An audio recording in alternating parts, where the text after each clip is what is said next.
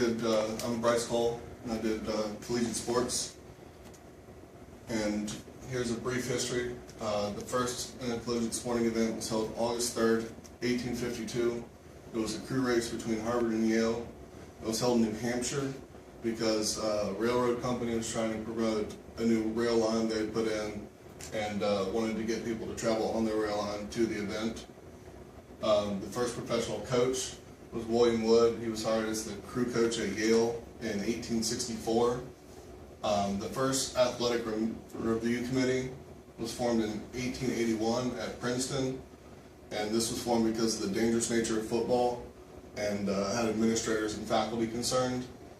And then in 1895, what is now known as the Big Ten Conference was formed. And it was originally formed to go across the board between these universities and regulate the eligibility of student athletes. And then in 1905, the Intercollegiate Athletic Association of the United States formed, and then in 1912 it changed its name to what you know now as the NCAA. Here's a summary. College athletics began in 1852, but the landscape has changed drastically since then. At first, the students ran their own organizations. There were no coaches or administrators. The first form of the athletic department was at Princeton in 1881. The Big Ten, well, SASM now, formed in 1895, still has most of its original members, and the first independent governing body was formed in 1905. The Carnegie reports came out in 1929. They were done by the Carnegie Foundation. They went around to 112 universities and found all kinds of troubling issues for them, academic abuses, recruiting abusement, and payment to players. And after this, the NCAA had to change. Originally, they were just there to work on amateurism, but they had to oversee academic standards and recruiting and make sure that players weren't being paid and stuff like that, as far as, or in addition to what they were already doing. And then the Knight Commission, this came about later in the 20th century. It was in 1989. Increased appeal to spectators, alumni, and the media led to athletic departments becoming fully funded departments instead of something in the physical education department. And this increase put pressure on coaches to win. And with that pressure, you saw more rules violations, recruiting, academic standards dropping, and then public perception was that the integrity of the academics was failing. And in 1989, there were 78% of Americans who thought college athletics were, quote, out of hand. And after that, the Knight Commission, which was made up of university presidents, CEOs, corporate presidents, and their recommendations led to numerous rules changes that affected academic standards, recruiting, and financial matters. And then women in athletics. At first, sports were made by men. There were only 4 men, and women could only take physical education classes, and the dress code that they were required to wear limited the activities they could actually participate in. But in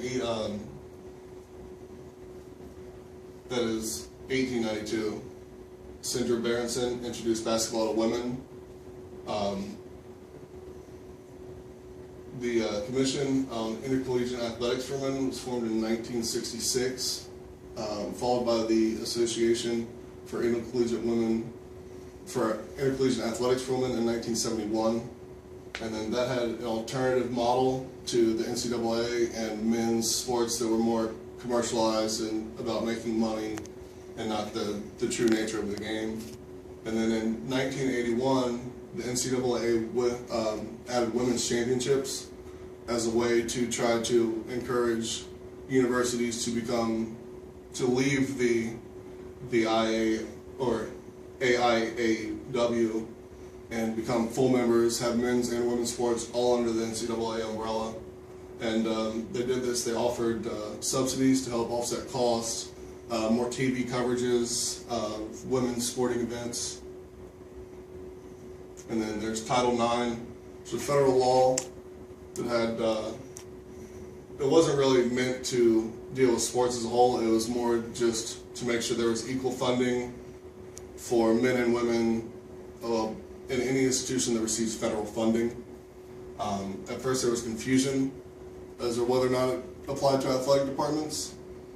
And then they gained enforcement in 1988 with the Civil Rights Restoration Act. So in athletics, there are three major areas of concern when it comes to Title IX. It's proportionate scholarship distribution, equal treatment benefits and opportunities, and then the degree to which the institution has equally and effectively accommodated the abilities and wishes. And then the industry format for universities and colleges varies greatly. Not all universities are NCAA members. There's the NJCAA for junior colleges. It has around 525 members. It's founded in 1937. And then there's the NAIA for smaller schools. It has about 300 members. It was founded in 1940. Industry format for the NCAA. There are divisions 1, 2, and 3, all about the same amount of members, but 1,200 members, conferences and organizations overall.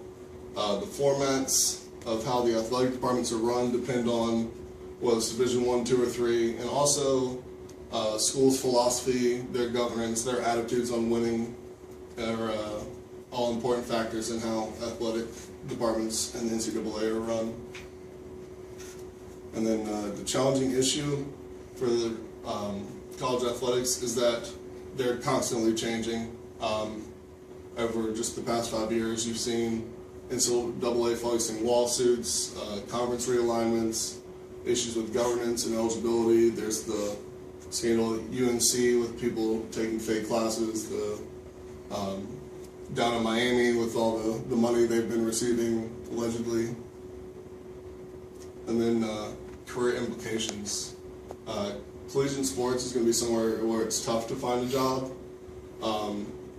It used to be that you went to the school, you were an athlete, you went on, you became a coach, you moved up the ranks, you became an athletic director. And it's changing and it's becoming more open, but it's still not great. And then a lot of schools, with all the money that's been coming into athletic departments, have been seeking out CEOs and corporate executives to fill the role of AD just because of the business knowledge that's needed nowadays. And then women and minorities have had a well-documented history of trouble finding jobs in the industry or having equal opportunity. Although the total number of jobs in the industry has increased, it's one of the most popular segments in sports work, and so there's so many people trying to get jobs in this field, it makes it difficult.